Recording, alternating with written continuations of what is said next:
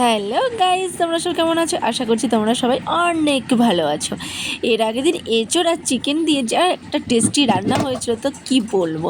তাই আজকে চলে এসেছি গাছপাটা আর কচি পাঠা মিশ্রণে এমন একটি রেসিপি তৈরি হবে তো এই দুর্দান্ত।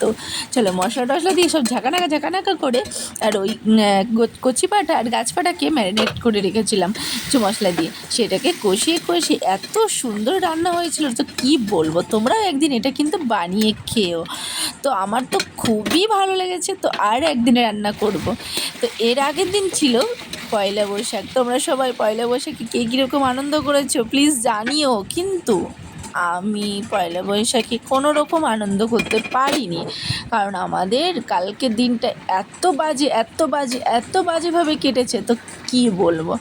তো এই বছরের প্রথম দিন যদি এরকমটা কাটায় তাহলে তো বুঝতেই পারছো সারা বছরই হয়তো খারাপ কাটবে, কিন্তু না, সারা বছর সবার সমান যায় না। বছরের প্রথম দিন যে সবাই আনন্দ করি আমরা, চাইলে সবাই আমরা প্রত্যেকটা দিনই ভাবতে পারি যে পয়লা বৈশাখ আমাদের কাছে প্রতিটা দিনই হয়ে উঠতে পারে একটা উৎসবময়।